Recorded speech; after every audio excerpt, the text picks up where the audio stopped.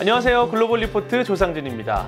고흐나 피카소 같은 세계적인 화가들이 사랑했던 나라, 수많은 화가들에게 예술적 영감을 준 나라가 바로 프랑스죠. 이렇게 프랑스는 예술가들의 천국이라고 불릴 만큼 예술의 가치를 아주 소중히 여기는데요. 그런데 최근 이곳의 화가들이 어떤 이유에서인지 잔뜩 화가 났다고 합니다. 왜 그런 걸까요? 함께 만나보시죠. 프랑스 파리의 대표적인 관광 명소 몽마르트 언덕. 파리의 전경이 한눈에 내려다 보이는 해발 130여 미터의 나지막한 언덕인데요. 활기 넘치고 자유분방한 예술가들이 모여드는 곳이기도 합니다.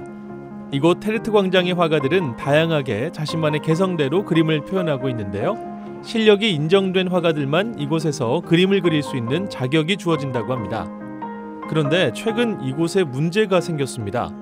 카페와 음식점이 많아지고 이들이 설치한 야외 테라스가 광장의 80% 정도를 차지하면서 화가들은 다른 곳으로 쫓겨날 처지에 놓였다고 하는데요.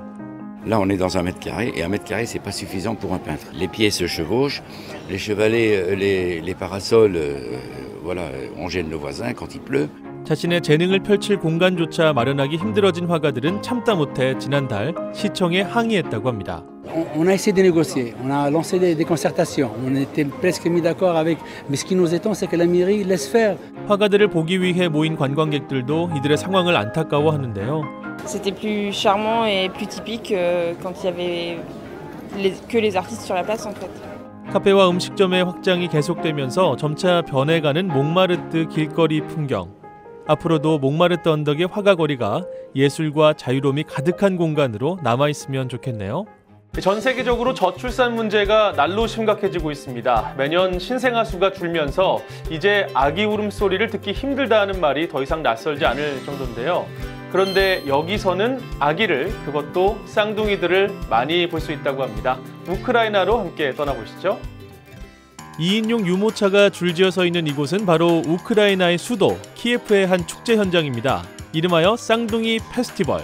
쌍둥이들은 물론 다둥이들이 서로 유대감을 형성하고 새로운 기록을 세우기 위해서 이곳 광장에 모였다고 하는데요.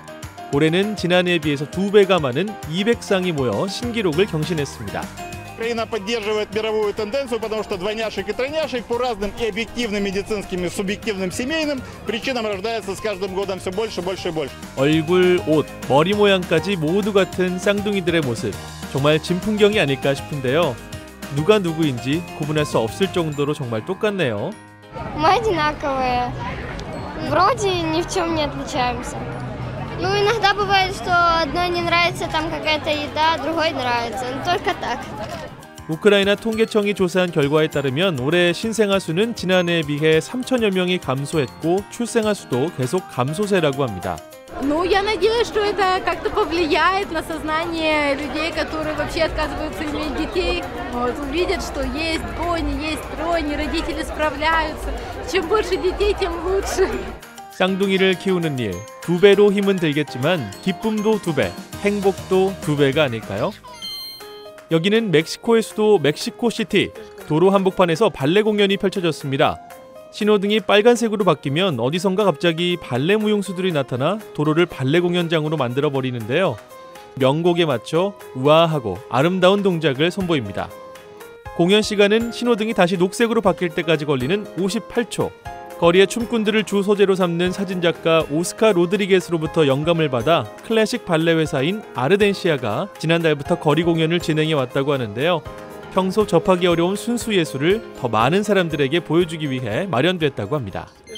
자, 이번엔 불가리아 흑해로 가봅니다. 2명의 서퍼가 시원하게 바다를 가로지르며 서핑을 하고 있는데요. 전 국가대표 윈드서핑 선수인 콜레프 씨와 10년간 윈드서핑 강사로 일했던 스토일로바 씨. 두 사람은 수많은 플라스틱 쓰레기로 몸살을 앓고 있는 흑해를 지키기 위해 이렇게 직접 나섰다고 합니다. 윈드서핑으로 동유럽과 서아시아 사이 흑해를 종단하면서 바닷물 샘플을 채취하고 해양 오염의 해결책도 찾을 거라고 하는데요. 매일 3톤 정도의 플라스틱 폐기물이 유입되는 흑해. 이들의 노력으로 바다 생물을 위협하는 플라스틱 쓰레기의 위험성이 사람들에게 널리 알려지길 기대해 보겠습니다. 지금까지 글로벌 리포트 조상진이었습니다.